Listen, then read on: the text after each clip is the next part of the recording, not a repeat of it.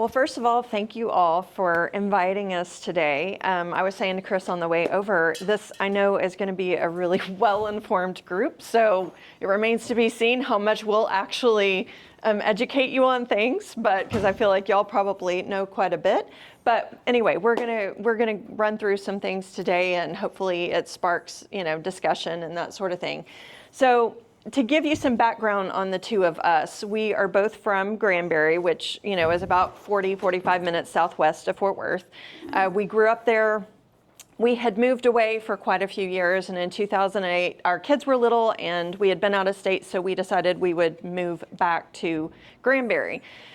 In 2014, we had been busy with our kids, volunteering, being in community, that sort of thing. But in 2014, after Chris had run the baseball league and things like that, I had the idea, and it was a great idea. It was so brilliant. He should run for school board. And so he did run for school board. So that was in 2014, and he won the race. And so that was really exciting. And it was about that time and the years just following that we began to see some really visible changes in Granbury and Hood County with politics and religion together. And so this is kind of, what we found out along the way and we were educated on through the years of getting started. Go ahead. Oh, wow, I get to jump in. Normally she goes just a little longer. I was not anticipating that. So, look, when I was serving on the school board, we had a gentleman get elected to the Texas House. His name was Mike Lang, and while he was running and first got elected, talked about being very pro-public education. And I'm serving on the school board, and in House District 60, Granbury ISD was the largest school district in the district. Granbury itself was the largest community inside the district, so you would think we had a little bit of sway, right, with what's going on. And so, we would tell Mr. Lang, hey, here's the bills that are coming up that we'd like you to support because they're going to help our schools. Hey, here's the bills that are going to hurt our schools. Vote against those, right? And when he voted, every single vote was exactly the opposite of what we had asked. And so it was one of those, it's like, why, right? What is going on? He told us he was pro-public education. We are the representatives for our school district. Why is he voting against us? And I'm analytical, I like numbers, and I kind of decided the only thing that I knew to do was look for money. And to look for money in Texas politics, you have to go to the Texas Ethics Commission and their website. And if anybody has ever been there and tried to look up money, it's a real pain in the ass. It's super confusing. But I started downloading all of these, and you can download CSV files, right? Basically Excel files. And I love Excel files, right? So I'm downloading all of these, and I'm compiling them so I can see a real big picture. And I'm freaking out. And I show Mendi my Excel sheet. Who does not like Excel files at all. And so I was like, okay, how do I help her see the thing that's got me so wound up? And so I took all my numbers and I turned it into a pie chart. And all of a sudden, looking at the pie chart, she was like, oh, this is bad, right? This is real bad. And so I did the thing that in 2016, 2017, that, I took a screenshot of my pie chart and I posted it on Facebook. And I said, look what I found, right? And people in the community saw it and were like, yeah, this doesn't seem good. But literally people all over the state were looking at it saying, wait, my representative did the same thing, told us they were for public education and voted against it. Can you make me a pie chart for my representative? So I started making pie charts for people all over the state of Texas. And it kind of led to a few things. Now, I want to show you guys, and this is not the original pie chart. This is where the pie charts have morphed to. But this is the money that I was looking at for Mike Lang. And I know you, and especially in the back, you can't see all the numbers that are on here, but I hope you can see the colors, right? And you can see that there's a big blue slice and a big red slice, and then smaller ones as it goes around. Well, no, this is $563,000 is what this House rep had taken in for his election cycle. Okay, and I realized, holy smokes, because we're not one of those big slices, this is why we're not being listened to. And the first big slice is $258,000. And it's from Ferris and Joanne Wilkes. And they are, Ferris and his brother Dan owned a fracking company that they sold to a group out of, I think, Taiwan for like $4 billion. So they're billionaires, right? And they're playing in this race. And then the second slice, which is $100,000, is from Joanne and Ferris Wilkes. So it's the same people, right? So both of these is Ferris and Joanne Wilkes. And then the Constituents Focus PAC, well, I'll get to that, right? But understand, over half of his was just coming from that one thing. And as I started doing the pie charts for everybody else, I started seeing the same names showing up in the same kind of ratios in places all over the state. And then I was like, okay, because at the time, I had no clue who Ferris Wilkes was, right? I started seeing that he was also giving to political action committees or PACs. And I saw other names that were giving even more than he was to something called the Empower Texans PAC. And I was like, I don't know what this is, but that guy was named Tim Dunn. And he is an oil billionaire out of Midland. And so these two guys were showing up all over, and all of these people who weren't voting for public ed, and in fact were pushing for things like vouchers and things that would, kind of start to erode public education. And these PACs they were giving to was all creating this incredible web that when I started putting it all together, these were all the kinds of connections we were seeing to the money. So not only were they giving large amounts of money, and I don't expect you to actually, this is just to say, holy crud, this is complex, right? But they were giving to these political action committees who were also giving to candidates, and it was all to create this web of propaganda, right? Because in Texas, there are no limits in what you can give politically, right? To federal candidates, there's caps, right, on what you can give. But for state level, like governor and down in Texas, if you want to write $1 million checks, you can write $1 million checks. So there's no reason for a web like this unless you're trying to take advantage of voters, right? To push propaganda, to say, hey, this person's endorsed by all these organizations, but then you peel it back and it's like, but it's the same couple of people who have funded all these organizations who are in, so it was all to try and take our state a certain direction. So I morphed my, instead of just bubbles, I moved to like Sankey charts because Sankey charts are cool looking too. But this was all the money, as we were talking about school choice and that run into vouchers. People giving large amounts of money, almost $1 million. Tim Dunn, $8.4 million. A guy named Jeff Yass, $16.7 million. Where they poured it to, how many different candidates it got pushed into, right? All of this was coordinated. And so I was great at figuring out what was happening, right? I knew what was happening, but the gap we had was why.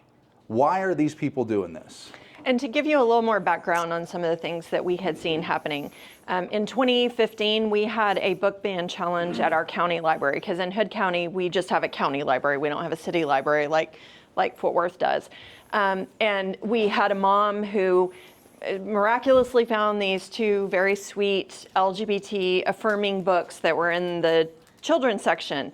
And we had local pastors showing up in droves to county commissioner court meetings saying, you need to take these off the shelves because our beliefs are that this is not acceptable, right? That this is not, these books shouldn't be on the shelves.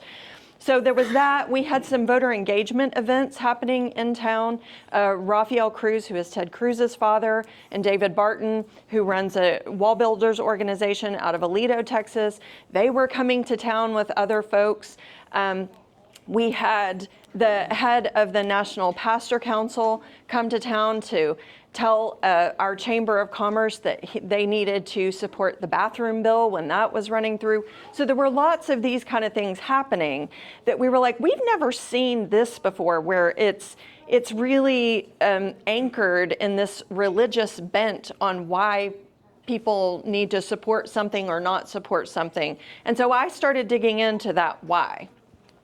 And what we figured out is that why is Christian nationalism. And it's really white Christian nationalism, because Christian nationalism is very rooted in white supremacy as well. So this is a working definition by two experts. They have spent their entire careers, so both professors, they have spent their entire careers studying Christian nationalism. I would consider them, very friendly acquaintances to us at this point. They have been very, very open and generous in helping to teach Chris and myself. So this is their working definition, Sam Perry and Andrew Whitehead. Christian nationalism is a cultural framework that blurs distinctions between Christian identity and American identity, viewing the two as closely related and seeking to enhance and preserve their union. Christian nationalism says this country was founded by our people for a people like us, and it should stay that way. The other things to know is people who advance Christian nationalism, the ideology says that America was founded as a Christian nation, that our policy and laws should reflect a very narrow, conservative interpretation of Christianity. And that to be a true American, you have to hold a very narrow interpretation of Christianity. And to be a good and right Christian, a real Christian in their views, you have to hold certain very conservative political beliefs. So it is not the same as Christianity. Christian nationalism and Christianity are not the same thing, but it is a blurring of the lines between the religion aspect and the political aspect, and they want the separation of church and state to be thought of as a complete myth, and we know that's not true. So when we think about Christian nationalism and we think about what I would suspect many of us in this room, some of you I know, and I know for a fact that you all have been working hard on these issues. When we think about issues that we may have been out fighting separately over a multitude of years, whether it's putting Christianity in public schools or it's anti-choice and religious patriarchy, if it's anti-immigrant and anti-Muslim, if it's anti-science, people didn't want to wear masks, they didn't believe in the pandemic, they don't want to vaccinate their children. All these different kinds of issues are rooted in Christian nationalism. I'll let you expound on that a little bit. This is a slide you like. I love this slide. This is one of my favorites. So I'm excited that she lets me talk about it. The image of this beautiful lawn is very deliberate, right? If you're somebody who likes to take care of your grass, your lawn, you take great pride in it. When you see a weed pop up in your lawn, you don't get the lawnmower and just mow over it, right? Because if you just mow over it, that weed's going to come back in like 3 other places, right? If you want to actually take care of the weed, you've got to get down to the root. You've got to get below the surface and get the whole thing out. And what we've been doing over the last, again, decade plus for a lot of us, and some even further back than that, is we've been fighting each one of these things individually, right? We will mobilize to go fight loss of voting rights, to go fight the racism, to go fight, the repeal of Roe v. Wade. Those are the things that we're fighting at the surface. We're mowing over them with our lawnmower. Unless we get down here and acknowledge this is what's connecting all of these things, the weeds are just going to keep coming back. See? Deep, right? That's why this one's so good. So one of the biggest manifestations we have seen in recent times of this ideology is really Project 2025, right? It was this thing that was put together. It was the mandate for leadership. It was called the Conservative Promise. They said it was nonpartisan, that anybody could engage with it, but it says right there, the Conservative Promise. That's not very nonpartisan. But, the playbook was out there. It was like 900 pages. 900 plus, yeah. Mendi read the whole thing. I did not, but I trust what she read as we went through it. But it was written by all of these different organizations, had a place in it. A lot of these organizations are very well known as being extremely conservative. The primary drivers of the book was the Heritage Foundation, founded in the early 80s by a guy named Paul Weyrich, was one of the founders, said, we don't want everybody to vote. Our leverage in elections goes up as the voting populace goes down. Those kind of ideas. But Heritage Foundation was running it. One of the names I want to make sure everybody sees is the Texas Public Policy Foundation. Remember I mentioned a guy named Tim Dunn earlier, the billionaire doing all this stuff? Well, he's been the vice chairman of the board and one of the drivers of the Texas Public Policy Foundation for almost 2 decades at this point. They have an office right across the street from the Texas Capitol, this beautiful building. They do a lot of things that kind of pull our state in one direction, okay? And the guy who leads the Heritage Foundation used to lead the Texas Public Policy Foundation. He got promoted from here to pull these things along. We've actually got Brooke Rollins, who is the current Secretary of Agriculture in the current administration, was the leader of the Texas Public Policy Foundation before Kevin Roberts, who took over at Heritage. And she's the one who had the what we should be eating, right? 3 things on the plate. You can have a tortilla, a piece of broccoli, and something else. Right, that was it. That was it. It's not hard to afford food. You can't. Okay. Yeah, Ford's. It's yeah. But so all of these organizations were a part of it, but Heritage Foundation was the driver for it, and I mean this is a quote from right out of Project 2025 that I think kind of really sums it all up, and what we've seen going on inside our federal government at this point. I won't read the whole thing, but when they're talking about, hey, there's problems inside the government from their perspective, the way we solve them, not by trimming and reshaping the leaves, but by ripping out the trees, root and branch. So as we think about some of the things we have seen going on, social safety nets, all of those sorts of things, their philosophy from the Heritage Foundation and what has been adopted by an administration is this idea of ripping out the trees, root and branch. Yeah, their idea is we're going to dismantle and destroy what the federal government currently does, and state governments and local governments as well, going all the way down to school boards. Right, yeah. It's all part of the play. So when you think about something like Project 2025, it was really about taking the country back to the 1950s, right? Where white cis Christian men held every lever of power and controlled the actions of everyone else. And it might even go further back, right, on where they're trying to take all of this. And it's again, they talk about it's just conservative, but it is rooted in white Christian nationalism. All of the components there, they're manifested in this. And a lot of the policies that were promoted inside Project 2025, the government has gone through and done. So it has fundamentally reshaped and done a lot of damage to our federal government. So after they did Project 2025, they said, but wait, there's more. And they wrote Project Esther. If you're not familiar with Project Esther, this was the latest policy playbook that Heritage Foundation put out. It is based off of the book of Esther in the Bible, right? And Esther in the Bible was a champion of the Jewish people and saved the Jewish people. And so Project Esther is really an anti-Muslim, anti-Islam initiative, and they are framing it as we're saving and protecting the Jewish faith and Jewish people. It's really just bigotry towards the Muslim community. That's really all it is. So Project Esther is a political project that argues Islam should be treated not just as a religion, but as a dangerous political system. It claims Islam is incompatible with Western democracy, women's rights, and social stability.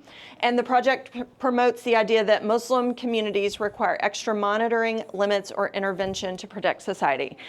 I hope all of you are thinking about things we've seen in the news lately, right? We had Epic, which the governor and Ken Paxton both jumped in on and attacked that community, saying you're trying to, take over North Texas and implement Sharia law. And Epic was just a housing development it was with just a mosque in the housing, middle of it. Right. Nobody complains about a neighborhood with a church in the middle, but when it came to having a mosque in the middle, that was not okay.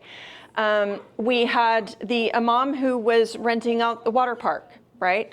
And the governor jumped in and said, Greg Abbott jumped in and said, absolutely not. You're going to lose funding and grants and things like that if you all, if the city allows this to happen, even though private companies rent things out all the time for their days of enjoyment. So it shouldn't have been a problem. We had the foot washing station at DFW Airport that's recently been in the news that, again, Greg Abbott had something to say about that was not okay, and that they were excluding, and it was religious bigotry if other people were not allowed to wash their feet at the airport. We hear very directly in Fort Worth, Miss Al-Zubi, who was a vice principal at Southwestern High School. She was being given a promotion to principal. And when the district made the announcements over the summer and put out the photographs of people in the district who were getting promotions, Ms. Al-Zubi was in her hijab. And once people on the far right saw that, they started attacking her, attacking the district, and the district ended up rescinding her promotion. She is still employed, but she is not, to my understanding, she is not in a position anymore where she's like with the kids directly. And she certainly is not a principal. The other one that I'll mention, because we just talked with them about it on Wednesday night, Collin County and McKinney, their city council has just recently approved plans that there was going to be a new mosque built up there. City council said, y'all have done a tremendous job. Every I is dotted, every T is crossed. There's absolutely nothing in these plans, which this community had been working on for a number of years. City council approved it, just like they would any other, building ask. And now there is a recall initiative for some of the folks on city council up there in McKinney because of the approval of that mosque. So we have also seen it at the national level, like with the attacks on the Somali community in Minnesota, so on and so forth. So we could go on and on and on about different instances of this happening, but I just want those to be fresh in your mind of Project Esther being involved with this ideology.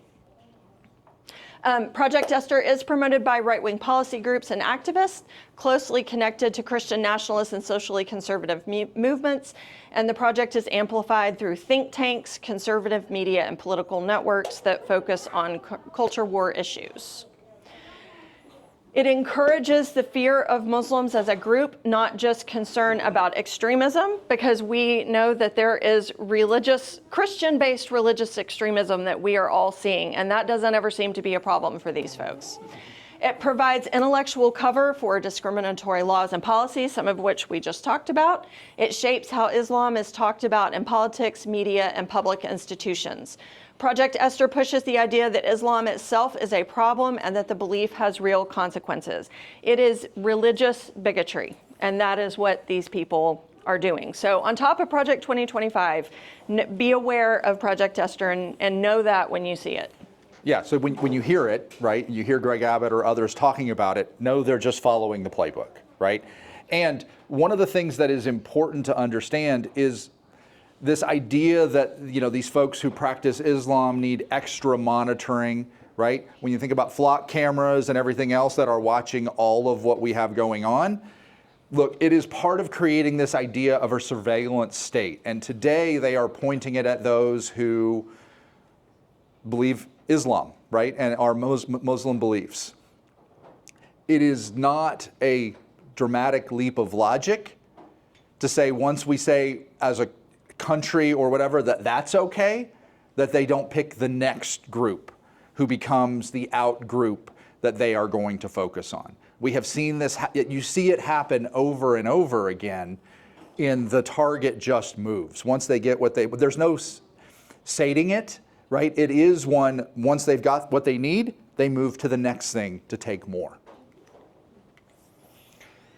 Now, when you start talking about Christian nationalism, this was a book by Catherine Stewart, Money, Lies, and God, that I felt really crystallized a lot of things for me talking about it. And this idea that there's 5 segments that drive Christian nationalism, right?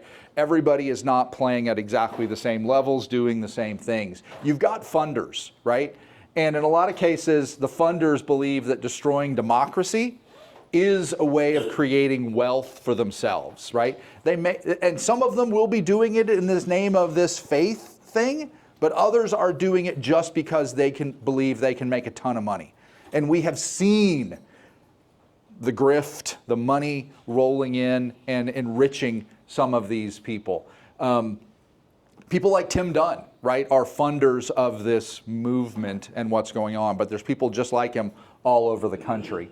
You've got this group called thinkers. They're the anti-intellectual intellectuals. You know, we talked about these think tanks, like the Texas Public Policy Foundation is a think tank, and they will, you know, try and dismiss anybody else who has expertise to say, no, no, no, this is the way we're doing things, and here's the kinds of policies, things like what ended up in Project 2025, that we should be putting forth. The Heritage Foundation is really made up of a bunch of these thinkers, right, in what they're trying to do. The funders and the thinkers are really all about influencing the infantry. And that is all of these thousands, millions of people who are out there who give them enough votes to win. That's really all the funders and the thinkers really care about, is getting enough votes to win. They don't care about the people who are actually going forth and doing all these things. They don't care about them. You see it in the policies and things that they put forth, that it's not actually about the people at the bottom who will, in many cases, vote against themselves and what's good for them, but they get sucked into these ideas. Now, the infantry does get directed by sergeants. And these are the folks who kind of take the money and the message and make sure it is getting out to the infantry, right? It may be, I mean, there's people at all kinds of levels doing that, but one of the biggest groups that get called out in this sergeant's space are pastors at churches all over the country who take the messaging that's coming out of these other groups and they filter it through their message every Sunday. Right? And it's not going to be the whole service for a lot of these things. It's going to be elements that get put in there that is creating this fear, right? And so then when they hear it amplified through other spaces, which may be media spaces, right? It may be social media spaces, influencers, podcasts, whatever, it just reinforces it and creates this feedback loop. The sergeants are essential in getting that messaging out. And then you've got the power players who turn the funders' money and the infantry's votes into the political power. Someone like David Barton and his Wall Builders organization. And Wall Builders is in Aledo, Texas, right? Barton is a false historian who's written books about Jefferson trying to prove that, again, we've always been a Christian nation, and real historians have looked at it and said, oh my God, this is trash, right? Totally discredited it. Well, with what's happening right now at the Smithsonian, where the Smithsonian is being challenged on the history that is being presented, right? The honest history of this country, and they're being challenged to say, no, it should be more pro-America kind of stuff. Who had been tapped by the president to be one of the lead advisors in this challenge to the Smithsonian? David Barton and Wall Builders. I mean, just absolutely insane. But I mean, you've got these segments, and the idea that all of this, right, is about power, right? When I say the funders, the thinkers, they don't care about the inventory, all they care about is the power. And all of this is really about taking us into an authoritarian type space. That is where we're going. So, I mean, it's all about hierarchy, who gives orders, who obeys them.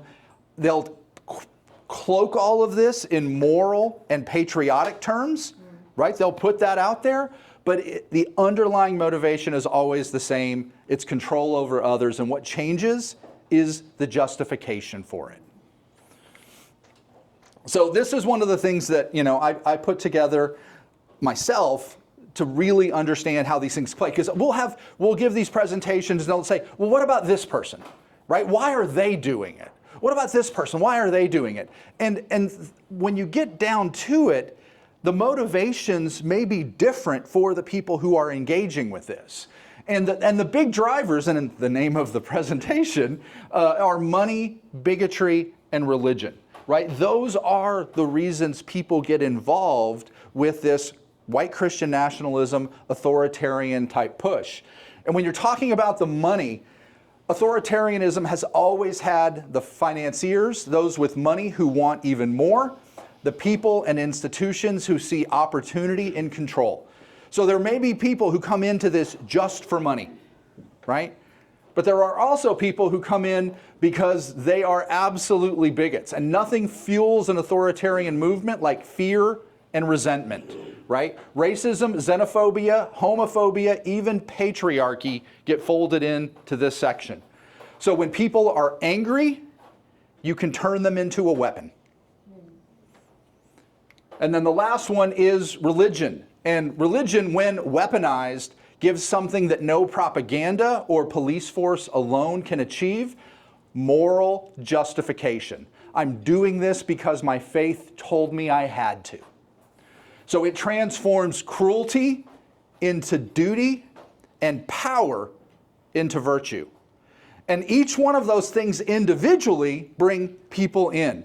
And there are folks who play in money and bigotry, there are people who play in money and religion, and there are people that play in all three. And that is the most dangerous space.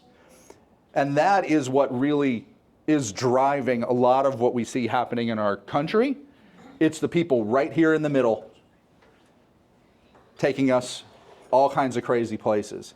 And when you think about, there are people that you're like, wait, there's people who, I've seen black folks who are advocating for this. I've seen Muslims advocating for this. I've seen folks of the Jewish faith advocating for this. Why?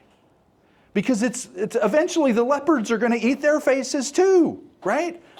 But it's all about proximity to power. It's this idea that if I sidle up to this and I don't seem threatening, I'll be protected, right? I'll play in this space because I think being close to that power gives me a little more power. But eventually they will come for you too. I mean, that is what we have seen with this movement.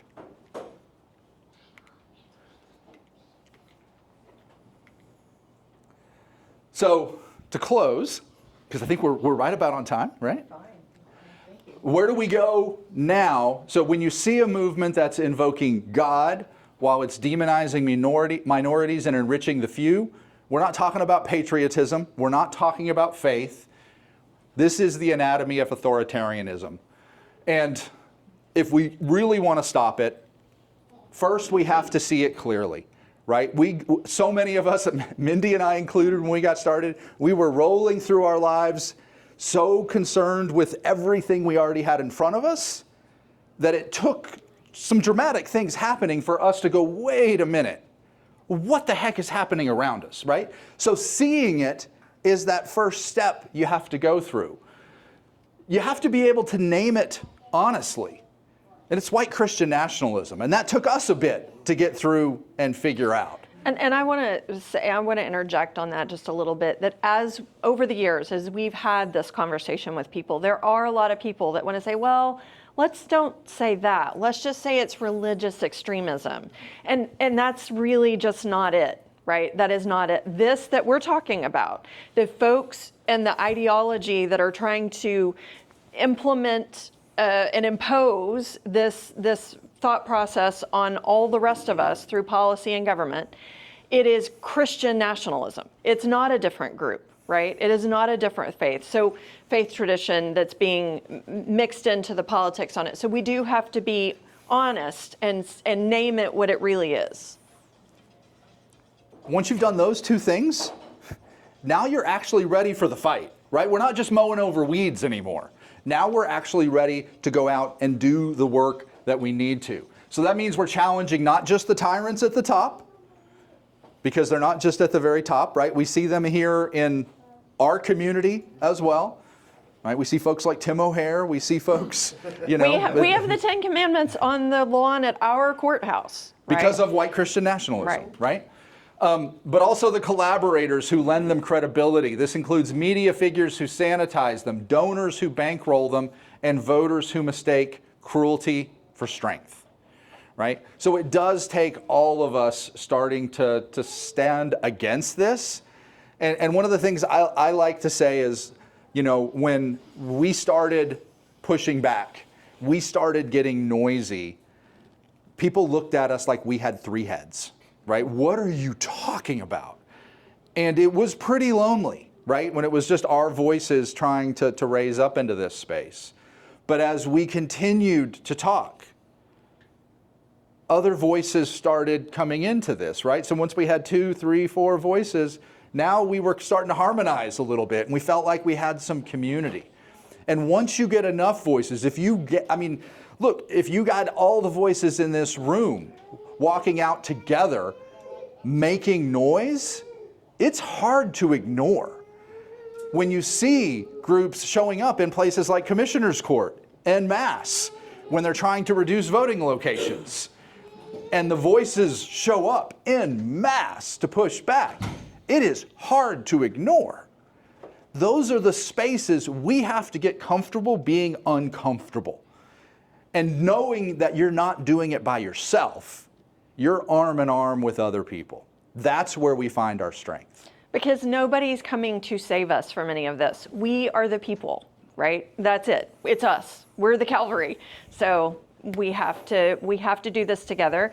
And I think when people do speak up, it gives maybe people who've been sitting on the sidelines and thinking, oh, I'm the only person who thinks this, then they know there are other voices out there. There are other people who share my values and want plurality and genuine democracy and want to fight white Christian nationalism. So our organization is See It, Name It, Fight It. That's the website. You can go, you can see a lot of the resources, the things that taught us a lot along the way. Because look, we didn't come up with all of this. I mean, we've got some ideas in this, but the big swings, those resources are there for you. There's lots of books, articles. We were involved in a CNN documentary laying out this. This was, it aired 2022. There's a link to that documentary on the website. Lots of books, lots of articles. Chris's Substack, the money, you can research any donor, any PAC, any candidate, state level in Texas from if you like money. Pie charts, you can go find them for anybody who's running for office. There's no cost to be on there and get information. So anyway, but we'll be happy to answer questions or have discussion or whatever. We don't want to take up too much time, but if anybody has thoughts or questions. We'll open it up to questions or thoughts that you want to share with the Tacketts. Yes. Go ahead, Kat. Could you color in a little bit more that connection and how you arrived at the what connecting to the why and how you come to believe that? I mean, I agree with you, but like, how did we get here? You know. You mean like our experience in Hood County? Yeah, like how did we come to understand for example, the pie chart, these are the people sending this Yeah. much money here. How do we come to believe this is their drivers? Can you color Because that we very specifically listen to them. So Ferris Wilks is not just a donor and a billionaire from fracking company. He lives in Cisco. He has his own church. He's passed it on now to his kids and other people. But we've listened to his sermons where But- he's talking about what Right. he's attempting to He do. and Tim Dunn are quite open, right? Ferris Wilks has straight up said he believes God has given him this money to do these things, right? And I'll say too that once we started, one of the light bulb moments for me is a gentleman. His name is Dr. David Brockman. He had written an article for Texas Observer, I Yeah, think? the Texas Observer. And he's a scholar here locally and has researched and taught on Christian nationalism for a lot of years. And he was writing very specifically, this was over 10 years ago that he put the article out. And I read that article making some connections on some of the names in the background and whatnot. And that was it. I mean, it was the light bulb moment of, oh my gosh, that is who is influencing our county. That's why these people are coming here. Yeah, right? he was talking about Texas specifically, right? Not national politics. This is the ideologies that these people are bringing to the table and the big players. And I mean, through the first Trump administration with like Betsy DeVos is a Christian nationalist. And her family has a whole lot of money from the Amway Corporation. That was their family business. And, you know, she became the Secretary of Education. So that's just another example of a person. So there were just a lot of these people that we were seeing their names and researching who are these people and what is it about them and what do they believe? And the money was all connected back to these people, right? So we could see the money. And then when we researched who these people were, it was like, okay, well, they have all this money and this is the belief system that they are promoting. So that's kind of, and it really just came about from seeing some of these things occur in Granbury, you know, and then we realized it's not just happening in Granbury, it's happening across the whole state. And the country. And nationally. And Dallas, Fort Worth, North Central Texas happens to be a particular hotbed. We have a lot of the leadership from this movement here in North Central Texas with Lance Wallnau, David Barton, Rafael Cruz. There's other folks too. I have a quick question. So one of the things that I think when we learn these things, we walk away and we go, okay, I see a little bit clearer now. Like I've got a little better focus on what's happening, right? So can you talk a little bit about the Fight It portion? Like there is a lot going on right here in our own area that we can, if you feel like you want to participate in something. I know a lot of people in this room are already very deeply organized and connected with other groups. But can you talk about that fight component of what we have available here to just plug into a little bit? I mean, look, you're here, right? So you're engaged. You know, you're doing some things in the community.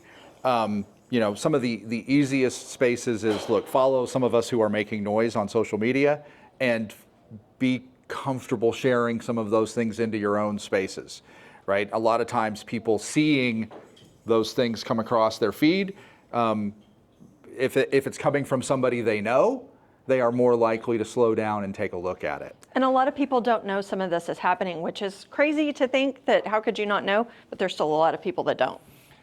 There is opportunity in some cases to have conversations that you may see somebody sharing something that you're like, ooh, this feels very rooted in Christian nationalism. But it is important as you go into attempt to have a conversation in that space. If you're talking with somebody that is deeply embedded in this, you're probably banging your head against a wall trying to make movement with them, right? But if it's somebody you know who has not necessarily played in that space, hasn't been deeply embedded, it's not to say, you're a Christian nationalist, don't do that, right? Because people aren't Christian nationalists. They are advancing Christian nationalist beliefs. And I think if you can frame the conversation in, hey, this particular thing you're talking about is rooted in something that you may not be aware of, that's a safer way to go into that conversation. And you may still get blowback, right? And you gotta worry about your own self and maintaining relationships if you choose to. But we're also in the midst of, look, they get to do the things they do because they hold levers of power right now, right? That has been part of their model, is at every level getting to levers of power, whether it's school boards, city councils, county commissioners, Texas State House, State Senate, all the way up into the federal government. We've got an election in November where we get to make a lot of choices. I would absolutely recommend paying attention to who's on the ballot and making sure others around you understand who's on the ballot and what's at stake, right? I mean, again, our governor, our lieutenant governor, all of the big statewide races are all out there for you. Here in Tarrant County, the county judge and 2 commissioners are on the board. This whole push to reduce voting locations is coming because one group has a 3-2 majority and they can impose whatever they want because the county commissioners court controls how we vote. And they don't, remember I said, Paul Weyrich, our leverage in elections goes up as the voting populace goes down. They don't want you to vote. We want everybody to vote, right? So getting involved, whether it's contributions, whether it's block walking, whether, again, it's sharing candidates that align with your values, right? Even if you're not party-centered, but you're values-centered, there are things to get involved with. 72 days at this point to Election Day. Early voting starts in 57 days. This is coming quick. Whether it's educating a friend, a family member, a coworker that you can have a conversation maybe outside of your job, it's donations, right? Research the candidates, give to candidates, block walk for candidates. There are other ways. There's a Focus Local PAC now here in Tarrant County that you can certainly, you would be welcome to give to if you wanted to help candidates in that way. And then just making sure that people are actually getting out to vote. Make sure that the people in your life, in your circle of influence, everybody is going to vote. I have a big sign that I take to protest that says, vote white Christian nationalism out of office. And that's really what we have to do, right? We have got to vote these folks out of being in these levers of power, to be very blunt about it. Well, I want to say thank you very much Yep. for joining us today. Will you be able to stick around? Yeah, if we'll we wanna stay. talk to you Yeah, we'll grab a afterwards? chair and. So they'll be available to you if you'd like to ask more questions or have a little bit more of a deeper discussion with them. And we're going to move on.